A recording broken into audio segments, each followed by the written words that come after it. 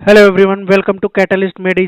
This is Sanjay Mishra और biology educator. दोस्तों, जैसा कि आपको पता है कि हमने लास्ट लेक्चर में प्लाज्मा मेम्ब्रेन या सेल मेम्ब्रेन को बहुत अच्छे से कवर किया है डिटेल्ड में। ठीक है, अभी इस लेक्चर में हम बेसिकली कवर करने वाले हैं ट्रांसपोर्ट को। ठीक है, किसके ट्रांसपोर्ट को? जो मॉलिक्यूल्स का, सब्सटेंस का, गैसेस का, सॉल्वेंट का ट्रांसपोर्ट होता है अक्रॉस प्लाज्मा मेम्ब्रेन, उसको हम डिटेल में डिस्कस करने वाले हैं। ठीक है, तो अगर हम ट्रांसपोर्ट को जनरली देखते हैं तो ट्रांसपोर्ट कितने तरह का होता है? ये कई तरह का हो सकता है। जो मतलब अगर आप नॉर्मली सबसे पहले अगर इसको समझना चाहते हैं तो मान लीजिए ये हमारा सेल है। ठीक है, और ये इसकी क्या है? प्लाज्मा मेम्ब्रेन है। तो कोई मॉलिक्यूल प्लाज्मा मेम्ब्रेन के थ्रू सेल के अंदर आ रहा है या कोई मॉलिक्यूल बाहर जा रहा है। ठीक है, उसके ट्रांसपोर्ट कैसे कैसे हो सकते हैं, कितने तरह के हो सकते हैं, इन सारी चीजों को हम डिस्कस करेंगे। क्लियर है इतनी बात? तो सबसे पहले अगर मैं बात करूं ट्रांसपोर्ट के बारे में, किसके बारे में? ट्रांसपोर्ट के बारे में। ट्रांसपोर्ट, ठीक है। तो जो ट्रांसपोर्ट है वो सेल में कितने तरह का हो सकता है? पहला तो होता है डिफ्यूजन। पहला क्या होता है?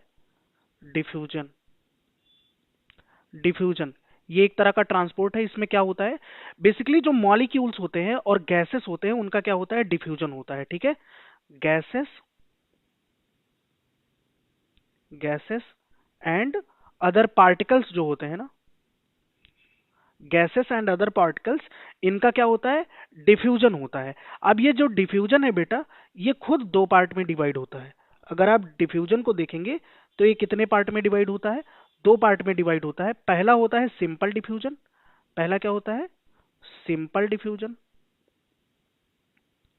Simple diffusion. और उसके बाद में एक सेकंड चीज आती है जिसको हम क्या बोलते हैं? Facilitate diffusion. क्या बोलते हैं?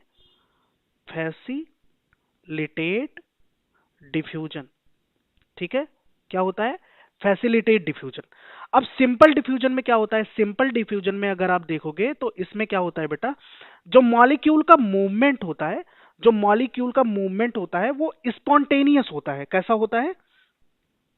जो पार्टिकल्स होते हैं ना, spontaneous, spontaneous movement of particles. ठीक है, स्पॉन्टेनियस मूवमेंट ऑफ पार्टिकल्स। आप समझ रहे हैं इस बात को? अब ये होगा कैसे? From higher concentration to lower concentration. कैसे होगा? From from high concentration to low concentration. ठीक है, अब बेटा हाई कंसंट्रेशन और लो कंसंट्रेशन क्या होता है? हाई कंसंट्रेशन और लो कंसंट्रेशन को अगर आप समझना है तो आप ऐसे समझ सकते हैं कि अगर मैं बात कर रहा हूं सिंपल वाटर की, किसकी बात कर रहा हूं? वाटर की। ठीक है, H2O की। तो ये एक पॉट है जिसमें H2O है, और ये दूसरा पॉट है जिसमें क्या है? H2O है, या फिर वाटर मॉलिक्यूल है। अब इसमें मान लीजिए जो वाटर मॉलिक्यूल है, वाटर मॉलिक्यूल है वो कितना है? इसके मान लो 1000 मोल है। ठीक है, और इसमें क्या है? इसके 500 मोल है। 500 मोल है। तो वाटर का मूवमेंट कहाँ होगा भाई? जहां पे वाटर मॉलिक्यूल ज्यादा है वहां से क्या होगा? कम की तरफ होगा। आप समझ रहे हैं इस बात को? तो मतलब जहां पे मॉलिक्यूल ज्यादा है तो मतलब उसकी कंसंट्रेशन ज्यादा है, जहां पे मॉलिक्यूल कम है तो मतलब उसकी कंसंट्रेशन कम है। ठीक है, तो ये हो गया हमारा सिंपल डिफ्यूजन। अगर मैं बात करूं ना, तो इसमें जो बेस्ट एग्जांपल आता है वो क्या है? अगर आप देखेंगे तो जो गैसेस होती है ना, गैसेस जैसे कि CO2, O2, इन सब का क्या होता है? सिंपल डिफ्यूजन होता है। इन सब का सिंपल डिफ्यूजन होता है मोमेंट। ठीक है, अब उसके अलावा एक टर्म आता है फैसिलिटेट डिफ्यूजन। फैसिलिटेट डिफ्यूजन क्या होता है?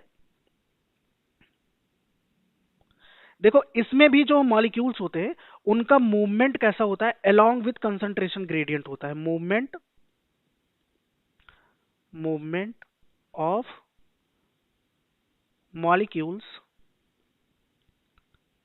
Along concentration gradient. ठीक है, विदाउट एनी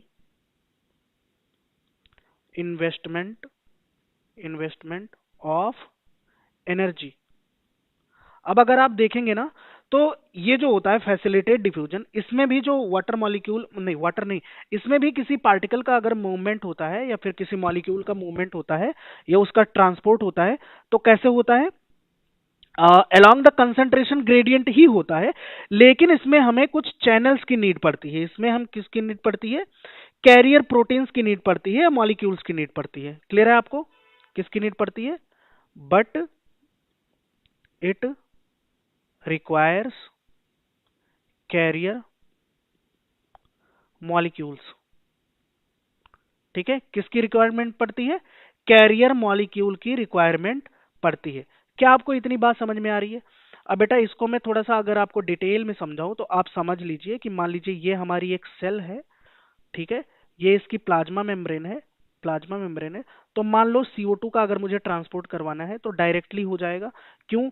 क्योंकि एटमॉस्फेयर में क्या है, हमारे पास प्लांट्स हैं और यहाँ पे CO2 की कंसंट्रेशन क्या है, ज्यादा है, जबकि सेल के अंदर CO2 की कंसंट्रेशन कम है। ये हो गया प्लांट पे, प्लांट के केस में।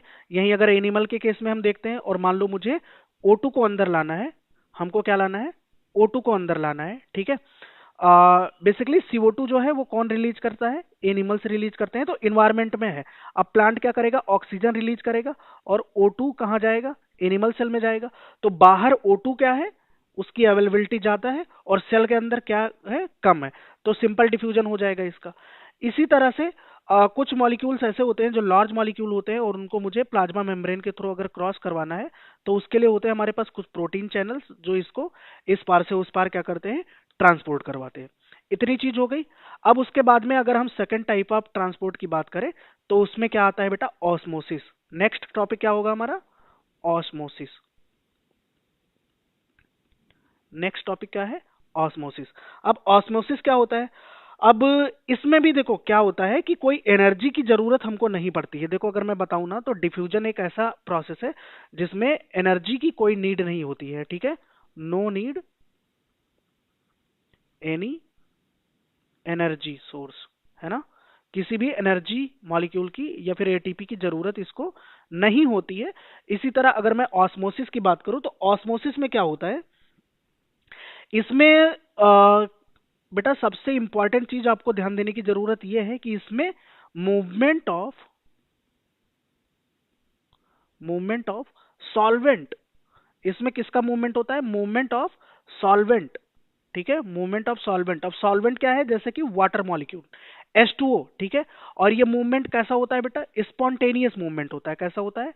स्पॉन्टेनियस, स्पॉन्टेनियस मूवमेंट होता है, स्वतः होता है, किसी एनर्जी की जरूरत नहीं होती। बहुत सिंपल सी चीज है। उसके अलावा अगर हम देखें तो कैसा होता है? From from higher concentration to higher concentration to lower concentration. मतलब जिधर वाटर के मॉलिक्यूल ज्यादा है वहां से कहां होगा? जिधर वाटर के मॉलिक्यूल कम होंगे। सिंपल सी बात है। क्या इतनी बात आपको समझ में आ रही है? अब अगर मैं बताऊं तो ये दो तरह का होता है। कितनी तरह का होता है बेटा? दो तरह का होता है, ठीक है। ऑस्मोसिस जो है वो दो तरह का होता है। एक तो होता है, पहला होता है एंडोऑस्मोसिस, एंडोऑस्मोसिस, ठीक है। और दूसरा होता है एक्सोऑस्मोसिस। दूसरा क्या होता है? एक्सोऑस्मोसिस। एक्सोऑस्मोसिस, ठीक है। एक्सोऑस्मोसिस में क्या होता है बेटा? एक्सोऑस्मोसिस में क्या होता है और एंडोऑस्मोसिस में क्या होता है, ये हमको एक बार सीखना पड़ेगा। तो अगर एंडोऑस्मोसिस की बात करते हैं तो इसमें क्या होता है? जो वाटर मॉलिक्यूल का मूवमेंट होता है, ठीक है। मान लो H2O इधर है, इन्वायरमेंट में आपके पास बहुत सारा H2O है, बहुत सारा H2O है।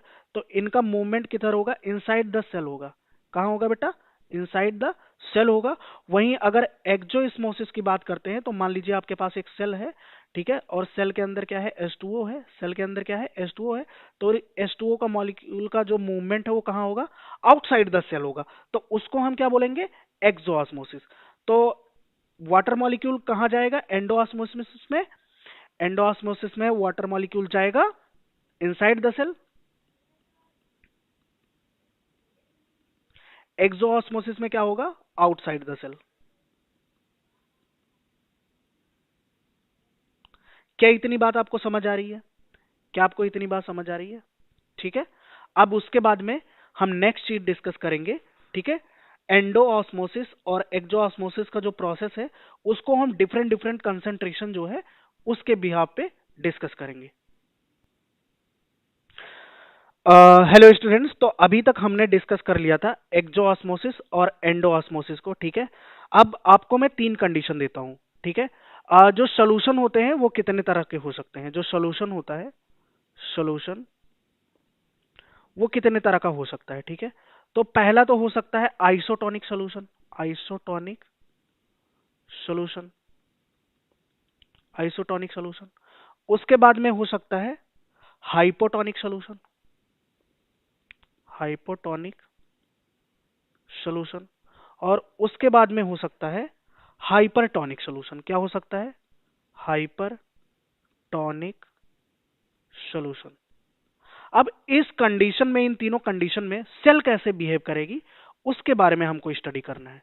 ठीक है।